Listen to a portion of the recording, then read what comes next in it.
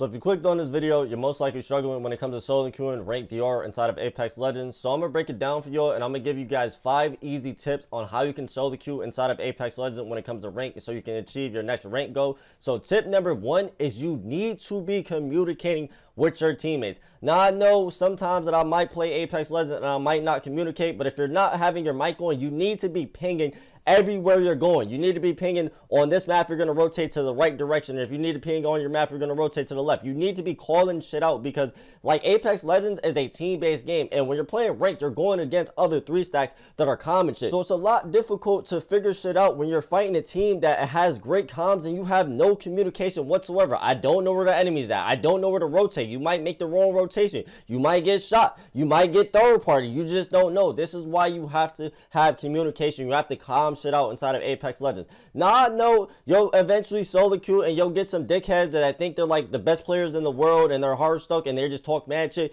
Mute these motherfuckers. Now this is going to go into point 2, and the reason I say mute them be because you need to only focus on your RP when you are solo queuing. You have to tell yourself that yes, I am solo queuing right now and I'm playing with 2 people that I don't know, and I don't know if these players are going to sit there and make the decisions that I want to make and think the things that I want to make, because they're not. You know what I'm saying? You're going to sit there and go push a team and they're just going to know where to be found. So it's like when you solo queue, you have to worry about yourself. Like you have to play like a movement legend like Wraith or some shit, or Loba, or some type of legend that can escape anytime they sit there and try to get to a situation. Because inside of ranked BR, when you get to those highest rank, you need to understand if you get 2 kills in the beginning of the game, then you sit there and you wait to see what's going to happen. You don't really push any type of mid-game fights unless you have to push a mid-game fight, because everybody in the lobby is thinking, hey, it's a mid-game fight going on right now. I'm going to this fight. I'm about to sit there and fight. And that's how you're going to get 3rd, 4th, 5th, 6th party. You know what I'm saying? You got to sit there, and when you get your kills, you have to let the lobby die off and play for placement points.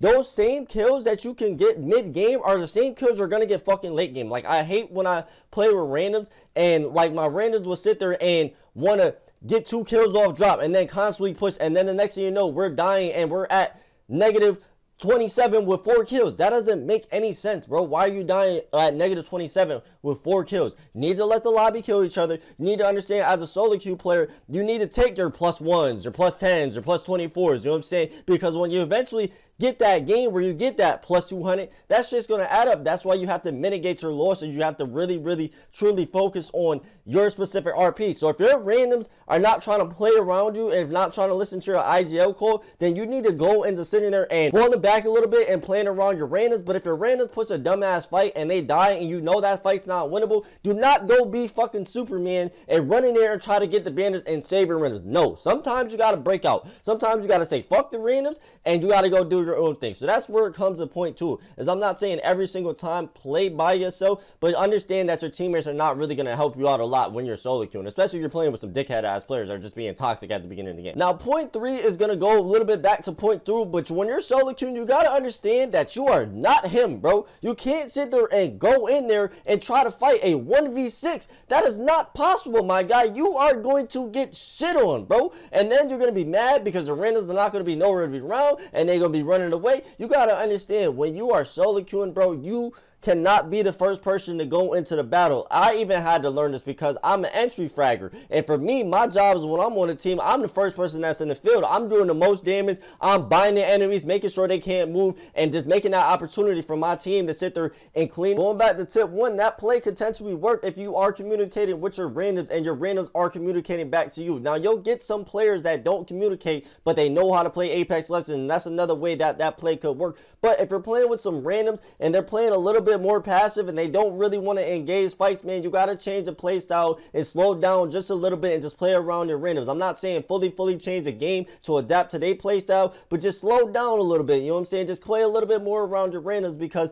if I try to go sit there and make that crazy entry level frag play and be that guy, I'm just going to die, and then I'm just going to be mad because I know that I'm going to knock 2 people and my randoms are not even going to sit there and push the fight. Like, there's some randoms out there that like to play scary. They like to sit back and just sit there and wait for the lobby to kill each other and then pick up a quick little 1-2 kills and come like top 4, top 5. Hey man, sometimes you got to do that. If it gives you a positive RP, you take that positive RP. No matter if it's plus 20, 57, or plus 1. You got to take that positive. That's the only way you're going to climb when it comes to solo queuing. You need as much RP as you can get. Now the fourth tip is the most important tip when it comes to playing ranked BR inside of Apex Legends, is you need to pick good landing spots every single game inside of Apex Legends. Sometimes you might take a 50-50. If you don't know what a 50-50 is, where you land at a spot and you contest a team and it's just a regular 3v3, regular game arenas. Sometimes you might take that 50-50. But you need to sit there and stop landing at spots where it's 5, 6, 7 teams landing at hot zones. I see a lot of plat players do this. They like to land where it's 6, 7 teams.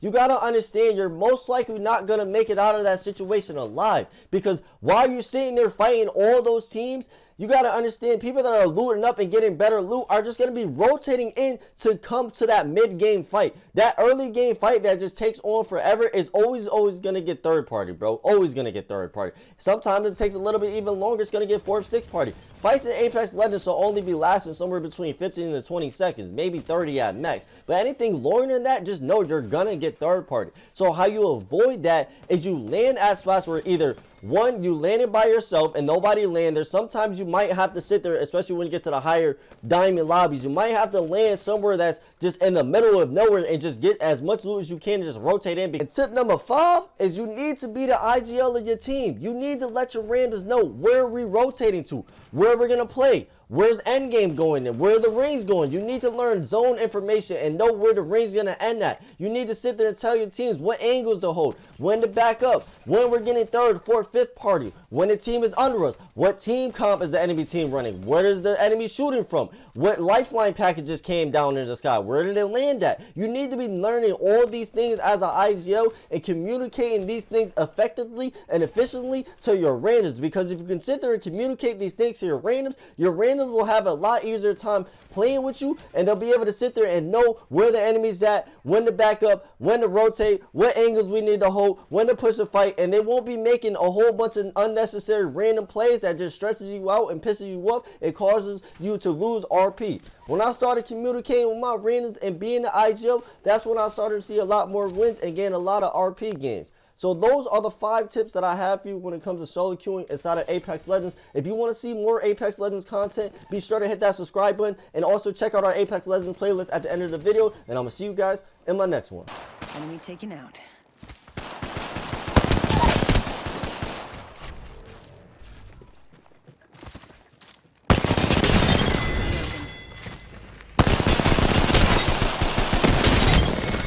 Broken enemy shield. Whole squad down.